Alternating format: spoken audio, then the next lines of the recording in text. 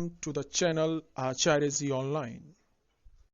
Please subscribe the channel and press the bell icon. नमस्कार, अमरेंद्र कुमार, आचार्य सरस्वती विद्या मंदिर रेंगवान सीतामढ़ी। तो भैया बहन, नागरिक शास्त्र में तृतीय क्लास में आज हम लोग उपस्थित हैं, जहां पर देखेंगे लोकतंत्र के बुनियादी सिद्धांत। ठीक है, लोकतंत्र के बुनियादी सिद्धांत यानी कि उसके जो वास्तविक सिद्धांत कौन कौन से होते हैं। तो पहला जो है लोकतंत्र के बुनियादी सिद्धांत में कि जनता सरकार को चुनती है। ठीक है, यहाँ कोई दैवीय अधिकार किसी जाति, धर्म, लिंग के आधार पर किसी को विशेष महत्व नहीं दिया जाता है। ठीक है, यहाँ क्या होता है, चुनाव में सत्ता को बेदखल किया जाता है। जनता सरकार को चुनती भी है और बेदखल भी कर देती है। ठीक है, यह मूल सिद्धांत है। और समय समय पर चुनाव का आयोजन होता है। ऐसा नहीं कि एक बार चुनाव हो गया और लॉन्ग टर्म, ऐसा नहीं है। उसके बाद वैक्स मताधिकार का प्रावधान है। जो भी व्यक्ति 18 साल के स्त्री या पुरुष उम्र पूरा कर लेते हैं, उनको सरकार चुनने का मताधिकार के द्वारा सरकार चुनने का पूर्ण अधिकार है।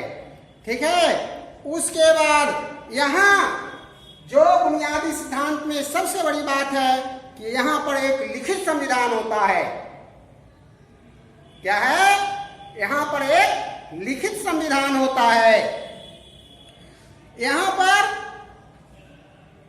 सरकार संविधान के दायरे में रहकर कार्य करती है, क्योंकि संविधान लिखित है, मौखिक नहीं है ना। पहले कहा जाता था नेपाल के विषय में मुख्य कानून छ, जो मुंह से राजा को निकल गया वही कानून हो गया। ऐसा बात नहीं है। भारत में कानून जो है लिखा गया है। उसके बाद पांचवा जो है सिद्धांत है कि यहाँ सरकार के 3 अंग हैं, विधायिका, कार्यपालिका, न्यायपालिका। और तीनों में कार्य का स्पष्ट बंटवारा है, किसी प्रकार का उसमें कोई टकराव नहीं है। ठीक है, और सबसे महत्वपूर्ण सिद्धांत है छठा कि समानता और स्वतंत्रता का अधिकार। यह भी सिद्धांत है, लोकतंत्र का सिद्धांत है। समानता और स्वतंत्रता, सभी व्यक्ति स्वतंत्र है, उनको अपनी विचार की अभिव्यक्ति कर सकते हैं, स्वतंत्र हैं, है ना। उसके बाद आता है कि लोकतंत्र शासन व्यवस्था में विपक्ष की भूमिका भी होती है ना। विपक्ष क्या होता है, वहां मतभेद होता है। ठीक है, लोकतंत्र में। और कोई भी व्यक्ति वहां अपने आप को सुरक्षित नहीं महसूस करता है। ठीक है, तो सिद्धांत में चलिए लोकतंत्र के मूलभूत तत्व 2 है, एक समानता और दूसरा स्वतंत्रता। मैं बताया बुनियादी सिद्धांत में समानता, सभी नागरिक उस देश के चाहे किसी भी धर्म, जाति, लिंग, क्षेत्र, भाषा के आधार पर भिन्न हो सकते हैं, लेकिन अधिकार सबका बराबर है। देश में कोई किसी भी प्रकार के, पूरे देश में किसी भी प्रकार के उसके साथ भेदभाव नहीं किया जाएगा। कानून के नजरों में, संविधान के नजरों में वह समान है, इसलिए उसको समानता कहते हैं। ठीक है, जाति, धर्म, लिंग के आधार पर। दूसरा है स्वतंत्रता, सभी व्यक्ति स्वतंत्र हैं, कोई किसी के अंडर में स्वतंत्र नहीं है। सबके पास अपने विचार को अभिव्यक्त करने का अधिकार है। इसी कारण तो आज मीडिया वाले अपने विचार देते रहते हैं, सरकार की आलोचना, समालोचना सब करते रहते हैं। ठीक है, तो स्वतंत्रता यानी कि प्रजातंत्र के 2 प्रमुख जो तत्व हैं, समानता और स्वतंत्रता। उसके बाद निर्णय लेने की प्रक्रिया मैं बताया अभी कि प्रजातंत्र के है ना सरकार प्रजातांत्रिक सरकार के 3 अंग, वह क्या है? विधायिका, कार्यपालिका और न्यायपालिका। विधायिका क्या करती है कि विधि यानी कि कानून बनाने का काम करती है। विधायिका विधि यानी कि कानून बनाने का काम करती है। उसी कानून के आधार पर कार्यपालिका कार्य करती है। ठीक है, सबसे पहले क्या होता है? विधायिका जो कानून बनाती है देश में, और कानून जो बन गया उसको कार्यपालिका के प्रधान जो होते हैं यानी कि प्रधानमंत्री केंद्रीय सरकार में, तो वो क्या करते हैं कि कार्य करते हैं। और तीसरा है न्यायपालिका।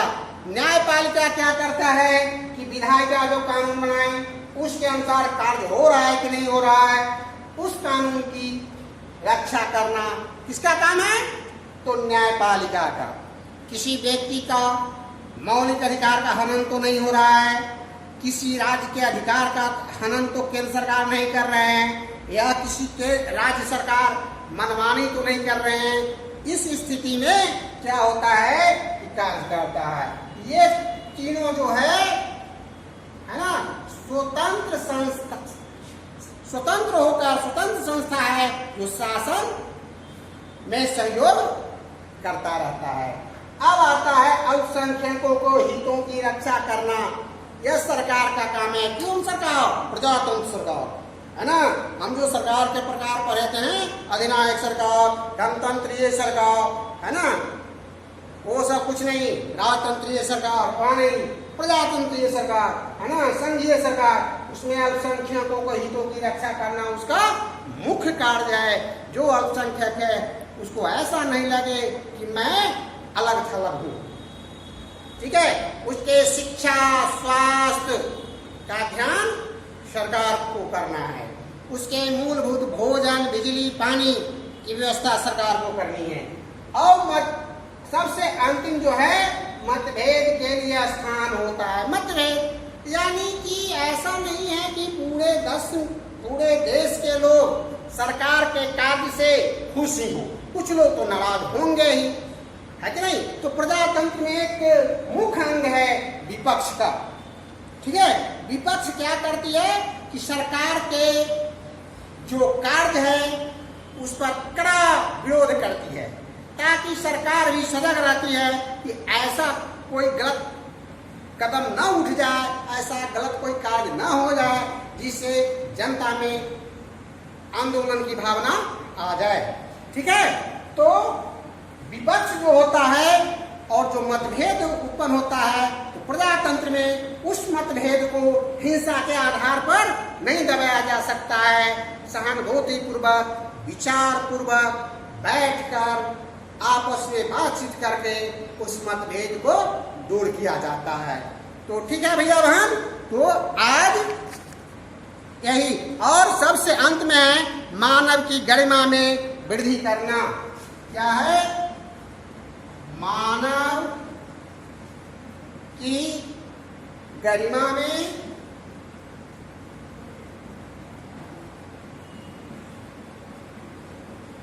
वृद्धि करना, यानी कि देश के नागरिकों को यह आत्मबल मिले, स्वाभिमान मिले कि मैं फलाने देश का नागरिक हूँ। ऐसा नहीं कि कोई कह दे कि हाँ, कहने से लोग डरे।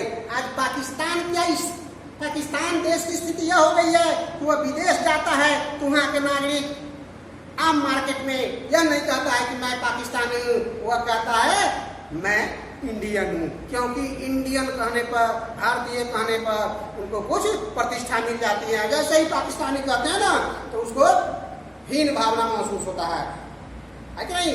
आज जो देख रहे हैं सरकार क्या कर रही है, भारतीय को आज मस्तक ऊंचा विश्व में कर दिया है, चाहे वो टेक्नोलॉजी के क्षेत्र में हो, है ना, या मेडिकल साइंस के क्षेत्र में हो, या रक्षा के क्षेत्र में हो, शिक्षा के क्षेत्र में हो, हर क्षेत्र में। तो यह है कि सरकार का काम है कि मानव की गरिमा में वृद्धि करना। ठीक है, तो आज यह चैप्टर पूर्ण हुआ। होमवर्क नोट कीजिए।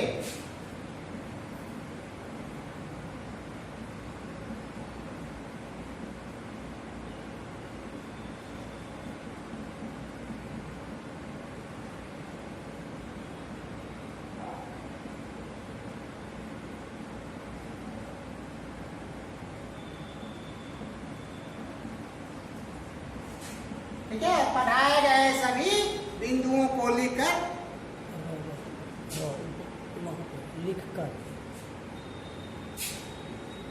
है ना, पढ़ाए गए सभी बिंदुओं को लिखकर याद करें और प्रश्नोत्तर बनाने का प्रयास करेंगे। ठीक है, और जहां परेशानी होगा वहां संपर्क कीजिएगा, परेशानी को दूर करने का प्रयास किया जाएगा। धन्यवाद।